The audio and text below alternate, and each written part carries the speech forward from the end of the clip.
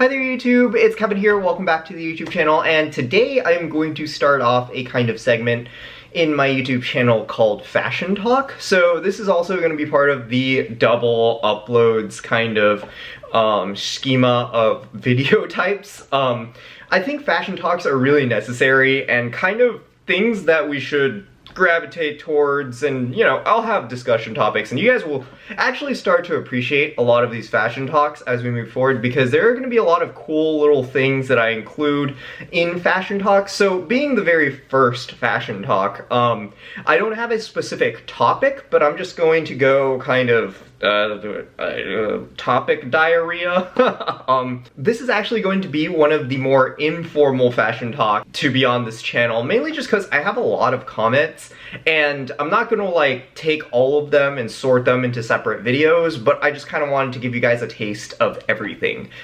just to kick everything off, I guess. And so I guess the first topic that I kind of wanted to talk about is dealing with taking L's. I was on the Nike sneakers app this morning and I took an L on literally every single Travis Scott item. Yeah, literally all of the shoes in all of the obscure like kind of sizings, like kids, toddlers, and like IRL men sizing, and then every single clothing item. Like, it was insane. I've never taken so many L's at one time, and I was just like, wow, I wonder what the probability actually is of me hitting ever. But anyways, I mean, at the end of the day, it's literally just a clothing piece, and your style is much more than just one shoe, one shirt, one pant, etc., etc. And honestly, these are important topics to kind of talk about going forward, especially if you guys are like kind of into the hype beast, kind of exclusive wear things. Like, don't get too obsessed with a particular item, something out there, yada yada, and also take the step back to realize that, you know, it is just an item, you know, like, it's not integral for your style, and if it was integral for your style, it's probably not going to be as exclusive as some of these items are. Anyways, that's kind of just the mentality. I know I'm a super bad loser. Feels bad to take L's, you know? Just feels bad. But anyways, yeah. So, kind of segueing a little bit into another side of fashion talk. So, speaking of personal style and kind of things that kind of gravitate within my personal style range, I've had my eyes on a couple of pieces this season, pre-seasons, etc., etc. And so I want to take a little bit of this video to kind of go over some of these items, and of course they will be right here, so you guys can kind of see them, and I'll leave the links down below as well in case you guys are interested in copying them for yourselves. But anyways, the first item that's kind of on my radar is this Tsubi plaid shirt. So it's a very unique shirt. It's actually more like a coat, I suppose, but this Tsubi piece is something that really caught my attention when I got like the newsletter email, simply because of its versatility. So it looks a lot like my off-white plaid shirt, which has like something printed on the back, but you can invert it and it gets this quilted texture to it. So it's a really cool piece, something I'm keeping my eye on. I don't really know, like, if the sizing or, like, the fit of the piece really aligns with my personal style, but I wouldn't be opposed to trying it out. It is on the steeper end of pieces, I suppose. It's, like, on the higher, like, 1 to 200s, I believe. But yeah, that's a piece that's on my radar, and also another piece on my radar is the Fear of God kind of long sleeve pullover.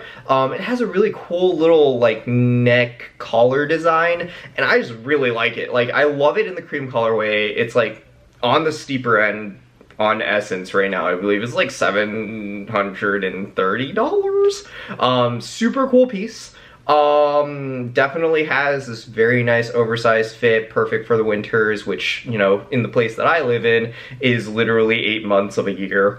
And yeah, it's just a really stylish piece. I love the bagginess, and plus IU wore it, so, you know, why would anyone not like this? But anyways, those two are like some clothing pieces that have been on my radar, and then a couple of shoes that have been on my radar. So I tasted the L. Man, I've been getting L so frequently lately. But yeah, anyways, I tasted the L on the Sacai's, and I'm actually considering picking up the Sacai blazers. I just love the design of the Sacai's in general, and the clean white or clean black wouldn't really hurt my wardrobe. I just really like them, and they're super versatile as well. But yeah, that was a little bit of a taste of, you know, just generally my style radar. I like to keep tab on certain items that really catch my attention. Of course, an honorable mention goes to Locust and Wild Honey's like shirt that seemingly has released friends and family only right now, but like apparently the fit is insane, and also just everything that's there is just really quality. Kudos to Paul for creating something like that. But if you guys are interested, leave a picture here. But yeah, anyways, yeah, so alright. So for this next section, I really want to take the time to really debrief finding a personal style, and I think this might be helpful for a lot of you guys if you guys want to gravitate towards a certain style, or if you guys just generally want to start building more identity in the way you dress. Some tips and pointers that I've personally enjoyed bouncing around and stuff like that will be included here. But of course, if you guys already have your own personal style, just, you know, take these tips with a grain of salt. You know, maybe you might learn something, maybe it might already be in your, you know, lexicon or like playbook, etc., etc. But anyways, yeah, this part of the fashion talk is mainly just about like identity in your style and identity in your fashion. And so a couple of pointers that I want to extend to you guys, first of all, is just, for me, I need to put comfort first. Like, if a piece is not comfortable, I ain't going to wear it. Like, I'm not going to sacrifice comfort for looks any day. And so I really rate comfort at like the highest point of my like personal style. So anything that I buy, invest, or wear has to have a really, really comfortable kind of return on my end as like a customer.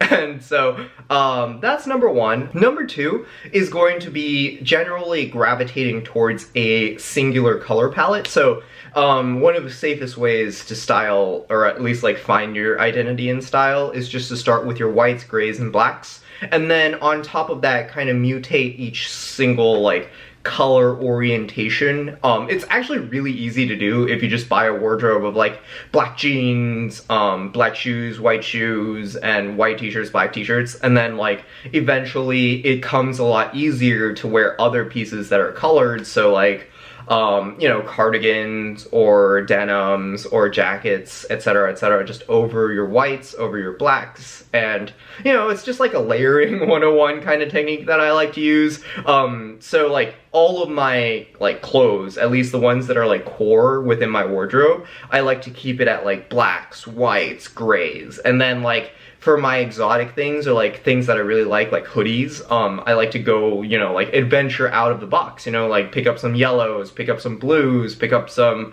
you know, reds, etc., etc. So it's also something that I really enjoy doing, simply just because it's a really easy way to expand your color diversity in your wardrobe. At the same time, it's also kind of a change of pace, you know? Like, it helps you change up the way that you are identifying yourself, or at least wearing clothes that identify you.